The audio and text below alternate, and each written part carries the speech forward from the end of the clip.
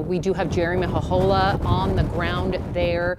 He's tracking to find out exactly what is going on with the Huron fire. Jeremy, I can see your jacket whipping back and forth with the wind. What have you learned?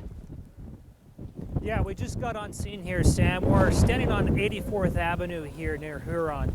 And I'm going to go ahead and step out of the way so we can show you kind of like what's happening here. You can see a little bit of the smoke emanating from this area, and the response by first responders here is phenomenal. This fire erupted about 30 minutes ago, and it has prompted substantial amounts of response by first responders and evacuations in the neighborhood that is northeast of here, which is 84th and Huron. We understand there has been some damage to some areas around here. We're still assessing what that damage is. It is extremely windy. The wind is blowing so much that we could see the smoke blowing across I-25, and we should tell you that I-25 is shut down at the moment, which is causing all sorts of different traffic delays. So you should be aware, heading north and south on I-25 near the Thornton area is going to be an issue. The Thornton Police Department reports that I-25 is closed in both directions between Thornton Parkway and 84th Avenue as fire crews try to get a handle on this fire. But I'll tell you, the wind is not helping here at all. The smoke continues to emanate. There's a school here, there's Pinnacle Charter School here that has also been impacted.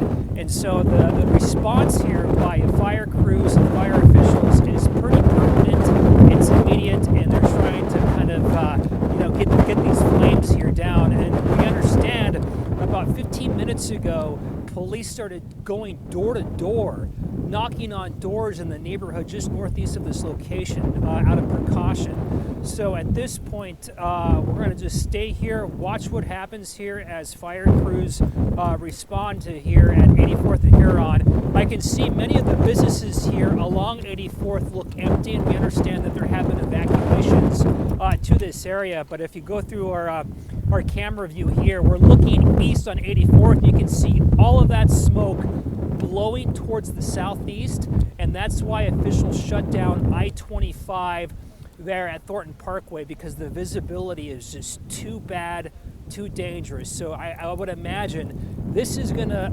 unfold throughout the day today, and the smoke continues to billow from this location here. So we'll keep watching what happens here.